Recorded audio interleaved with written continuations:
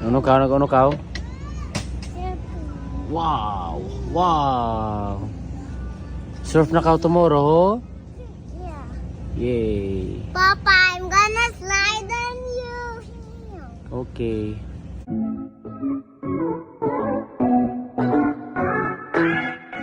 Andy Eigenman kasama si Lilo at Kowa nagpaalam na sa kanyang stepmother dahil nga babalik na itong si Andy sa isla ng Siargao kasama ang mga bata. Napalapit na nga si Lilo at Kowa sa kanilang Lola Maricar Jacinto, ang asawa ng kanilang Lolo Hill. Panoorin at kung hindi pa nakasubscribe, don't forget to click subscribe and hit the notification bell to keep you updated.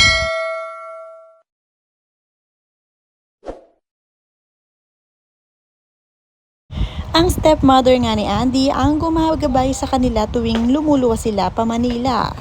Parang naging responsibility na nga ito ni Maricar na gabayan ng mga bata, pero ito ay nasa kanyang goodwill lamang. Hindi naman siya pinupursige ni Andy na bantayan ng mga anak niya. Sobrang mahalan din talaga sina Andy ng kanyang stepmother. Kaya naman tuwing uuwi sila ay tinutulungan siya nito bilang isang tumatayong magulang na rin ni Andy dahil nga lumisa na si Nanay Jacqueline. Sinulit na nga ng kanilang Lola Maricar ang kanilang bonding bago nga sila bumalik ng isla ng Siargao. Mahal na mahal nga ni Lola Maricar ang mga batang si Lilo at Kowa na tinuturing niya parang tunay niyang kaniya. Sabi nga niya, every moment spent with my grandkids is pure joy. You'll be flying back to the island today, and Momsy will super miss you both. See you next year, my loves. At dito nga ay nagpasalamat si Andy at sinabing, we love you, Momsy. Matiyaga talaga nag-aalaga si Momsy. Momsy nga ang tawag sa kanya ng mga apo na si Lilo at Kowa. Ibinuhos talaga ni Lola Momsy ang kanyang oras na free time para makasama ang mga apo na apo rin ng kanyang asawa si Lolo Mark Hill. Kung matatandaan nyo si Stevie Eigenman, si Stevie ang isa sa pinaka-close na kapatid nito si Andy Eigenman.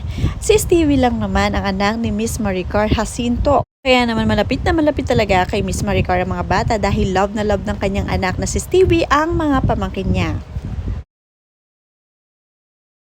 Bago nga tuluyang bumalik ng isla ng Siargao, ang mga Eigenman ay nagkaroon pa ng talagang bonding at night out ang pamilya ni Andy. Kasama ang ilang member ng family nila, nanood pa sila ng sine para maging memorable ang kanilang get together. At syempre kumain sa labas ang pamilya kasama si Andy dahil nga parang itong padespedida ni Andy. Nariyan nga din ang kapatid ni Andy na si Gwen na bumalik pa mula pa sa US. Umuwi ng Pilipinas at dadalawin nga rin ang kanilang Nanay Jacqueline sa kahimlayan nito. Napakasaya ng Eigenman family at dito na rin nag-spend ng kanilang Thanksgiving party. Dahil nga sa US ay nasanay na ang mga ito na magpa-Thanksgiving. This time sa Manila nila ito ginanap. Ito nga ang pamilya Eigenman ni Andy. Wala nga si Nanay Jacqueline ay lubusan ang kalungkutan nitong si Andy, pero dahil sa kanyang pamilya Eigenman, ipinaramdam nito kung gaano siya kahalaga at kung gaano nila kamahal ang buong Andy Eigenman. Ano ka? Wow! Wow! Surf na ka tomorrow? Yeah. Yay! Papa, I'm gonna slide on you. Okay.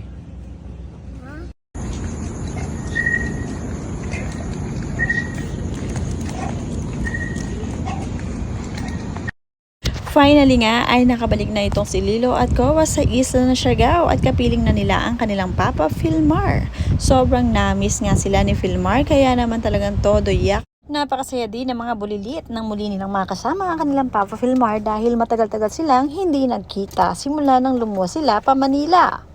Naging busy rin naman si Philmar sa pag-aasikaso sa kanilang business sa Siargao at sa pagsasurf nito kasama ang mga kaibigan.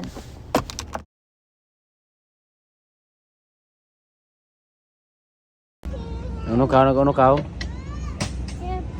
Wow! Wow! Surf na ka tomorrow? Yeah. Yay! Papa, I'm gonna slide on you. Okay.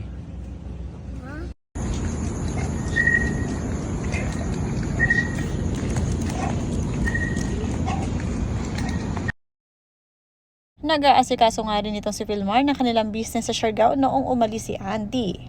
At sila naman talaga ang owner, kaya naman punong abala si Vilmar sa pagbabantay ng mga ito para ma-monitor ang kanilang profit or income. May mga pagkakataon din na tila natutulala at nag-iisip itong si Vilmar habang nasa isla ng Siargao dahil sa pagkamiss niya sa kanyang mag-iina. Marami nga ang nakapansin nito dahil nga matagal nga nawala si Andy at mga bata, kaya naman hindi sanay si Vilmar na wala sila sa kanyang tabi. Ngayong nasa isla na nga itong sina Andy at ang mga bata, minabuti ni na Vilmar na magkaroon ng me time or bonding kasama ang kanilang pamilya Alipayo. Nag-overnight stay nga sila sa isang hotel doon kung saan nga kasama ang mga pinsan ni Lilo at Koa at syempre si Andy para muling makasama ang pamilya Alipayo.